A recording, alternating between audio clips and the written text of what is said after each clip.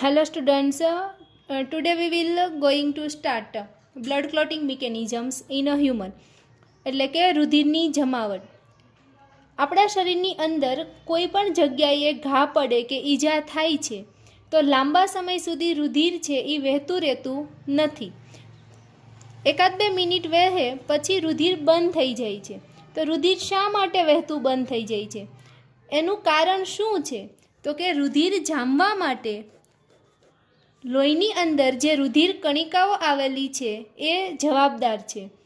રુધિર કણિકાઓ છે એ રુધિર જામવા માટેના ઉપયોગી કારકો. કેટલા ઉપયોગી કારક છે? તો કે 13 કારકો. આ રુધિર જામવા માટેના 13 કારકનો રુધિરમાં સ્ત્રાવ કરે છે. રુધિરમાં સ્ત્રાવ થશે એટલે ઈ કારકો છે એ રુધિરમાં ક્યાં આવશે? રુધિર રસમાં આવશે. બધા જ રુધિર રસમાં આવેલા કારકો કયા સ્વરૂપે હશે? તો કે નિષ્ક્રિય સ્વરૂપે રુધિર રસમાં આવેલા હશે. રુધિર જામે છે ત્યારે લાલાશ પડતો ઘેરો કથ્થાઈ ભાગનું શરીરની ઉપર ભીંગડું જોવા મળે છે. આ લાલાશ પડતો ઘેરો કથ્થાઈ ભાગ છે એ ફાઇબ્રિન તરીકે ઓળખાતા તંતુનું જાળું છે. એટલે ફાઇબ્રિન એટલે કે તાતણા જેવી રચના. સપોઝ કે આવી તાતણા જેવી રચના આપણને જ્યાં વાગ્યું છે ત્યાં શરીરના ભાગ ઉપર થઈ જાય છે. હવે જે રુધિર વાહિની હશે એની અંદરથી લોહી અહીંયા બહાર આવવાનો પ્રયત્ન કરે તો રુધિરની અંદર આવેલા મૃત કોષો એટલે કે ખાલી કોઈ પણ ભાગ ઉપર વાગ્યું હોય તો રુધિર વાહિની ખાલી કપાશે નહીં, સાથે સાથે આજુબાજુમાં આવેલી ચામડીની પેશી પણ કપાઈ છે. એટલે કે ચામડીની પેશી કપાવાના લીધે મૃત થયેલા કોષો રુધિરની અંદરના સંગઠિત પદાર્થો એટલે કે રુધિર કોષ, રક્તકણ, શ્વેતકણ આ બધી જ વસ્તુઓ આ ઝાડામાં સલવાઈ જશે અને જેના લીધે હવે રુધિર છે એ શરીરની બહાર આવતું નથી. રુધિર જામવાની પ્રક્રિયા છે એના 3 તબક્કા છે. તબક્કો ફર્સ્ટ થ્રોમ્બોપ્લાસ્ટિનનું નિર્માણ, તબક્કો બીજો થ્રોમ્બિનનું નિર્માણ અને તબક્કો 3 ફાઇબ્રિનનું નિર્માણ. એટલે આ 3 વસ્તુનું નિર્માણ થાય છે. કેવી રીતે નિર્માણ થશે? તો કે ત્રણેય વસ્તુ બનવા માટે ઘણી બધી પ્રક્રિયાઓ થાય છે.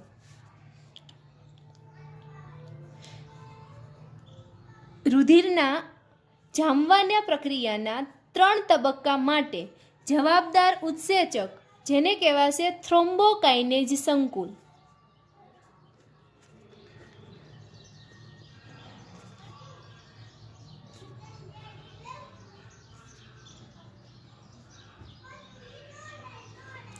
રુધિર જામવા માટે મદદરૂપ ઉત્સેચક કયો છે? થ્રોમ્બોકાઇનેજ સંકુલ.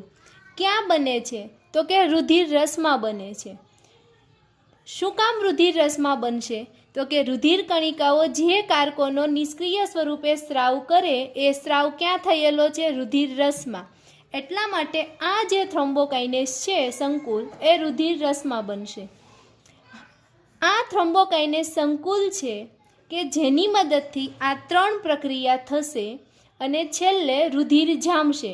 તો જે પ્રક્રિયા થાય છે તો એમાંથી જે નિષ્ક્રિય કારકો છે એને સક્રિય કરવાના છે. એટલે કે નિષ્ક્રિય કારકોને સક્રિય કરવા માટે ઘણી બધી રિએક્શન થાય એટલે એને કહેવાશે શ્રેણીબદ્ધ પ્રક્રિયા.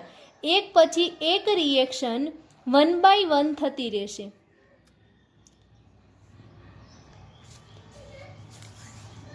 હવે આપણે જોઈએ રુધિર જામવા માટેના જે 13 કારક જવાબદાર છે એ કયા 13 કારકો છે અને એ 13 કારકોની ચર્ચા કર્યા પછી જોઈશું આપણે રુધિર જામવાની શ્રેણીબદ્ધ પ્રક્રિયાઓ ડિટેલમાં. રુધિર જામવા માટેના જે કારકો છે એ કારકોનું નામકરણ માટેનું સંખ્યાસૂચક સૂત્ર એટલે કે જામવા માટેના જે કારકો છે એના નામ છે એ અઘરા છે થોડાક એવા. એટલા માટે હર વખતે આપણે નામ લખવા ન પડે એના માટે આપણે એને રોમન અંકમાં યાદ રાખીએ અને જે વૈજ્ઞાનિક રીતે નક્કી થયેલા છે.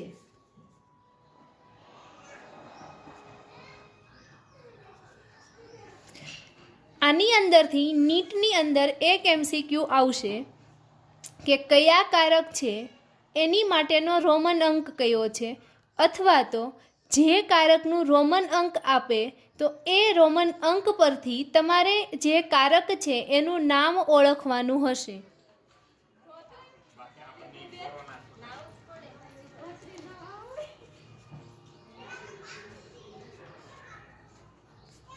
રોમન સંખ્યા જે કારક છે એનું સામાન્ય નામ એટલે કે નિષ્ક્રિય અવસ્થામાં કયા નામથી ઓળખાય છે તે, અને જ્યારે મિકેનિઝમ થાય ત્યારે સક્રિય નામ કયું છે. કારક પહેલું સામાન્ય નામ ફાઇબ્રિનોજન, એનું સક્રિય નામ થશે ફાઇબ્રિન. એટલે કે રુધિર રસની અંદર નિષ્ક્રિય અવસ્થામાં હશે ત્યારે એ ફાઇબ્રિનોજન હશે. પણ જ્યારે આપણા શરીરની અંદર કોઈ જગ્યાએ આપણને ઘા પડે ત્યારે થ્રોમ્બોકાઇનેસ સંકુલની મદદથી ફાઇબ્રિનોજન એના સક્રિય ફોર્મમાં આવી અને ફાઇબ્રિન બનશે.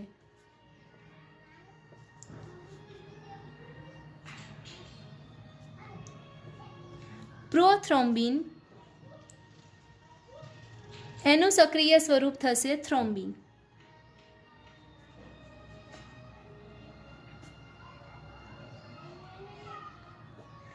ત્રીજું થ્રોમ્બોપ્લાસ્ટિન, એનું સક્રિય સ્વરૂપ છે નહીં.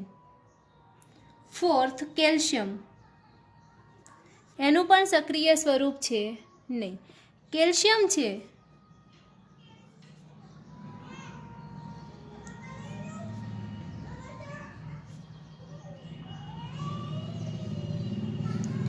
રુધિર જામવામાં ખૂબ જ ઉપયોગી ઘટક છે. પાંચમું જે ઘટક છે જેને કહેવાશે પ્રોએસેલેરિન.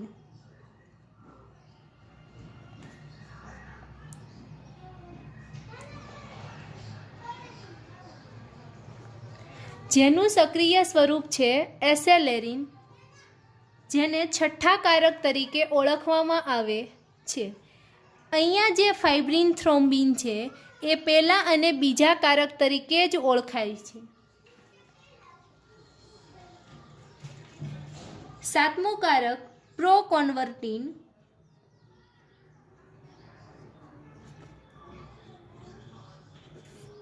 એનું સક્રિય કારક થશે કોન્વર્ટિન. આઠમું કારક છે AHG. AHG નું નામ થશે એન્ટી હિમોફિલિક ગ્લોબ્યુલિન. નિષ્ક્રિય અવસ્થામાં છે એટલે એને કહેવાશે નિષ્ક્રિય AHG.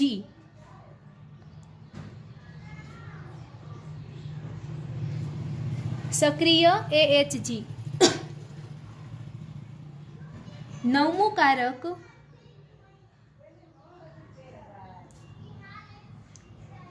ક્રિસ્ટમસ કારક.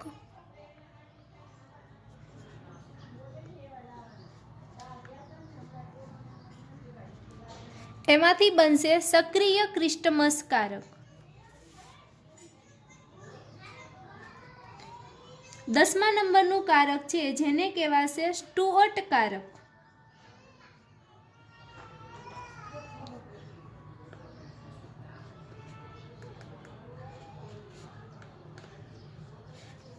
અને જ્યારે સક્રિય અવસ્થામાં આવે ત્યારે એને સક્રિય સ્ટુઅર્ટ કારક તરીકે ઓળખાય. 11મું કારક છે જેને કહેવાશે પ્લાઝ્મા થ્રોમ્બોપ્લાસ્ટિન.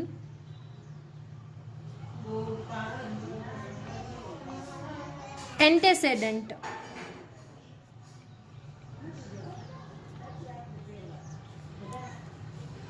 PTA એટલે કે નિષ્ક્રિય PTA. જ્યારે સક્રિય બને ત્યારે એને કહેવાશે સક્રિય PTA. 12મું કારક છે જેને કહેવાય હેગમેન કારક. તો સક્રિય અવસ્થામાં સક્રિય હેગમેન કારક.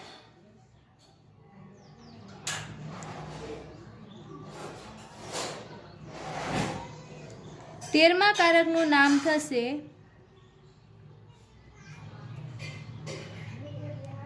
ફાઇબ્રિન સ્ટેબિલાઇઝિંગ કારક FSF. જ્યારે સક્રિય અવસ્થામાં આવે ત્યારે એને સક્રિય FSF કહેવાય, એટલે કે સક્રિય ફાઇબ્રિન સ્ટેબિલાઇઝિંગ કારક.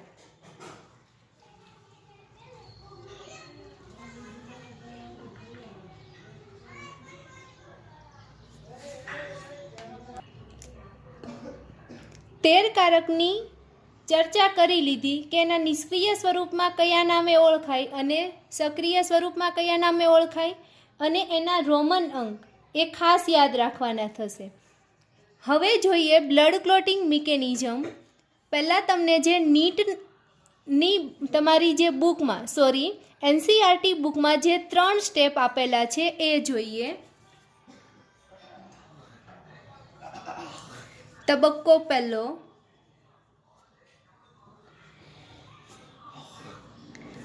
થ્રોમ્બોપ્લાસ્ટિન બનશે. જે થ્રોમ્બોપ્લાસ્ટિન બને છે એ થ્રોમ્બોપ્લાસ્ટિન છે એ ક્યાં યુઝ થશે તો કે તબક્કા બીજાની અંદર.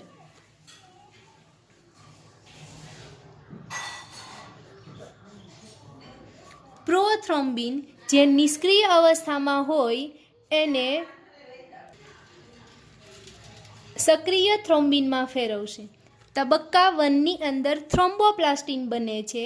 જે થ્રોમ્બોપ્લાસ્ટિન પ્રોથ્રોમ્બિન નિષ્ક્રિય સ્વરૂપમાંથી સક્રિય સ્વરૂપમાં ફેરવાય છે.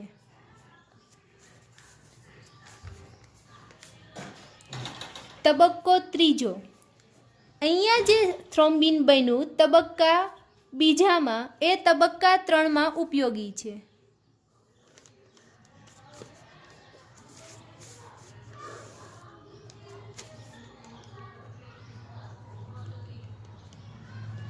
તબક્કા 3ની અંદર ફાઇબ્રિનોજન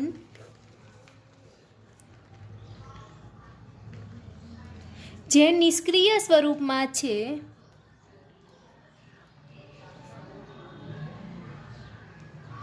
જે સક્રિય ફાઇબ્રિનમાં કન્વર્ટ થશે. આ જે 3 મિકેનિઝમ છે જે શોર્ટમાં છે અને તમારી NCERT બુકમાં આપેલી છે, બરાબર. હવે તબક્કા પહેલામાં ડિટેલ મિકેનિઝમ જોઈએ, એટલે કે કેવી રીતે શ્રેણીબદ્ધ ઉત્સેચકીય પ્રક્રિયાઓ થ્રોમ્બોકાઇનેઝ ઉત્સેચકની મદદથી થાય છે.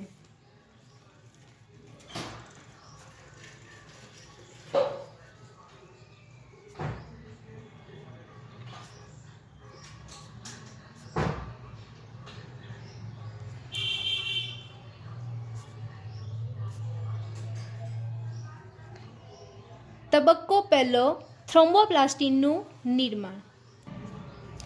તબક્કો પહેલો એ ગંઠાવાની શરૂઆતનો તબક્કો છે જે 2 તબક્કામાં વિભાજિત થયેલો છે, આંતરિક માર્ગ અને બાહ્ય માર્ગ.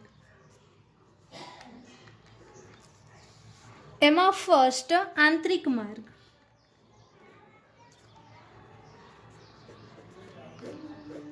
આંતરિક માર્ગનો મિનિંગ થશે કે રુધિર છે જેનું વહન રુધિર વાહિનીઓમાં થાય છે.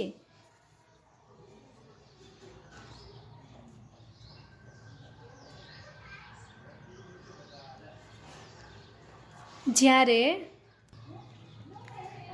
નુકસાન પામેલ રુધિર વાહિનીની સપાટીના સંપર્કમાં રુધિર આવે ત્યારે આંતરિક માર્ગની શરૂઆત કરનાર કારકો રુધિર રસમાંથી મુક્ત થાય છે. આપણા શરીરને જ્યારે ઘા વાગે ત્યારે રુધિર વાહિનીઓ કપાશે અને બીજું કે આજુબાજુની જે પેશીઓ હશે એને પણ નુકસાન થશે.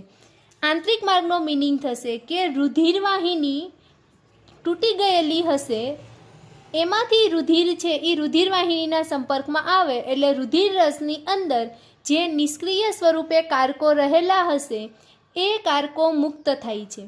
કયા કયા કારકો મુક્ત થાય છે તો કે સૌથી પહેલાં આંતરિક માર્ગની શરૂઆત કરવા માટેનું કારક જે છે એ છે હેગમેન કારક. હેગમેન કારકના રોમન અંકમાં કહીએ તો 12મા નંબરનું કારક છે. આ જે હેગમેન કારક છે એ શરૂઆતમાં મુક્ત થશે. હેગમેન કારક છે એ સક્રિય થઈ જાય આંતરિક માર્ગની શરૂઆતમાં. હેગમેન કારક એ નિષ્ક્રિય અવસ્થામાંથી સક્રિય અવસ્થામાં ફેરવાય અને રુધિર રસમાં મુક્ત થાય છે. ત્યાર પછી આંતરિક માર્ગનો અંત થાય ત્યારે એક કોમ્પ્લેક્સ બને છે જેને કહેવાય આવશ્યક કારક એક્સ ઉત્તેજક સંકુલ. આ આવશ્યક કારક એક્સ ઉત્તેજક સંકુલ જે કયા કયા રુધિર રસના કારકોમાંથી બને છે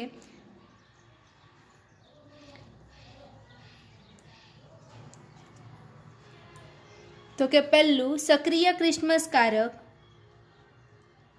એન્ટી હિમોફિલિક ગ્લોબ્યુલિન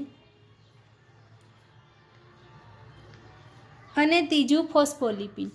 સક્રિય હેગમેન કારક મુક્ત થવાથી સક્રિય ક્રિસ્મસ કારક, AHG અને ફોસ્ફોલિપિડ એ ત્રણેય વસ્તુ ભેગી થઈ અને આવશ્યક કારક એક્સ ઉત્તેજક સંકુલ બનાવે છે.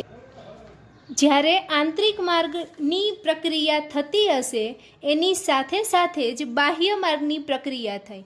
એટલે કે બાહ્ય માર્ગની અંદર એટલે કે રુધિરવાહિની સિવાયનો જે કાંઈ આજુબાજુનો ચામડીની પેશીઓનો ભાગ નુકસાન થયો હોય એ પેશીમાંથી રુધિર જામવા માટેના કારકો મુક્ત થશે.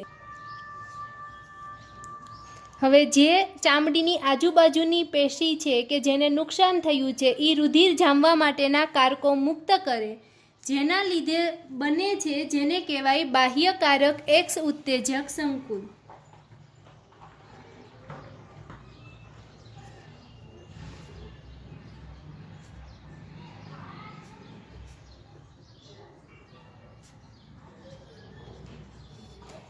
એટલે કે ઈજાગ્રસ્ત પેશીમાંથી કારકો મુક્ત થવાના લીધે બાહ્ય કારક એક્સ ઉત્તેજક સંકુલ બને છે.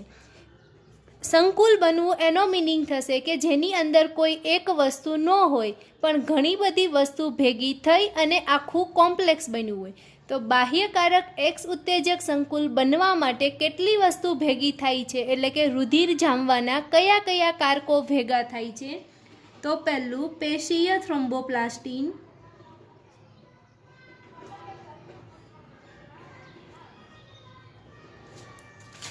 પ્રો કન્વર્ટિંગ કારક,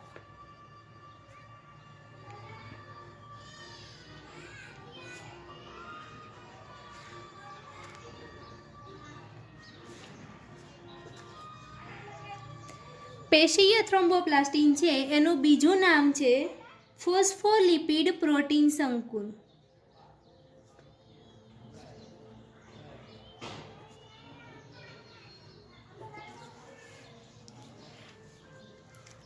આંતરિક માર્ગ અને બાહ્ય માર્ગ બંને મિકેનિઝમ સાથે સાથે થાય છે. આંતરિક માર્ગની અંદર બને છે આંતરિક કારક એક્સ ઉત્તેજક સંકુલ અને બાહ્ય માર્ગની અંદર બને છે બાહ્ય કારક એક્સ ઉત્તેજક સંકુલ. હવે આ બંને સંકુલ છે એ ભેગા થાય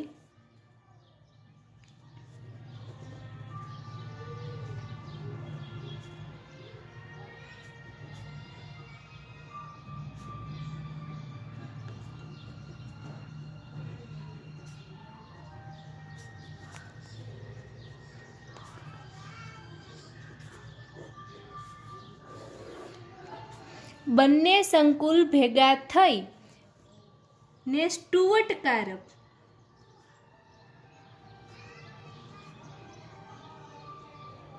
જે નિષ્ક્રિય અવસ્થામાં છે જેને સક્રિય સ્ટુઅર્ટ કારકમાં ફેરવે છે.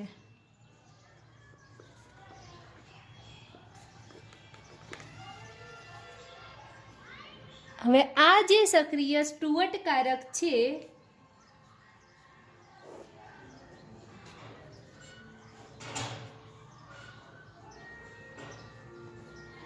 જે પ્રો એસેલિરિનને એસેલિરિનમાં ફેરવે અને એ જે એસેલિરિન હશે જે ફોસ્ફોલિપિડ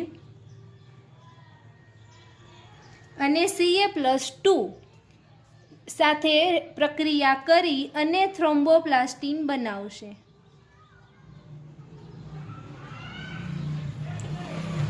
આમ બાહ્ય અને આંતરિક માર્ગની અંદર ઘણી બધી પ્રક્રિયા થઈ અને થ્રોમ્બોપ્લાસ્ટિન બનશે. અહીંયા થ્રોમ્બોપ્લાસ્ટિન બનવાની સાથે સાથે તબક્કા 1 પૂર્ણ થાય છે અને આ જ થ્રોમ્બોપ્લાસ્ટિન તબક્કા 2ના ફાઇબ્રિનોજનનું થ્રોમ્બોપ્લાસ્ટિન એ તબક્કા 2ના પ્રોથ્રોમ્બિનનું કન્વર્ઝન થ્રોમ્બિનમાં કરશે. તબક્કો 2 થ્રોમ્બિનનું નિર્માણ. તબક્કા 1માં બનેલું થ્રોમ્બોપ્લાસ્ટિન અને Ca+2ની મદદથી પ્રોથ્રોમ્બિન કે જે રુધિર રસમાં નિષ્ક્રિય અવસ્થામાં હાજર છે, જેનું કન્વર્ઝન થ્રોમ્બિનમાં થાય છે, એટલે કે સક્રિય અવસ્થામાં રૂપાંતરણ પામે છે. થ્રોમ્બિન બનવાની સાથે સાથે તબક્કો 2 પૂર્ણ થઈ તબક્કા 3ની અંદર કન્વર્ઝન કરવામાં થ્રોમ્બિન વપરાય છે. તબક્કો 3 ફાઇબ્રિનનું નિર્માણ. ફાઇબ્રિનોજન જે નિષ્ક્રિય સ્વરૂપે રુધિર રસમાં હાજર છે, આ નિષ્ક્રિય સ્વરૂપમાં રહેલા ફાઇબ્રિનોજન એ તબક્કા 2માં બનેલો થ્રોમ્બિનની મદદથી દ્રાવ્ય ફાઇબ્રિન, સક્રિય FSF અને Ca+2 આ 3 વસ્તુ બનાવશે.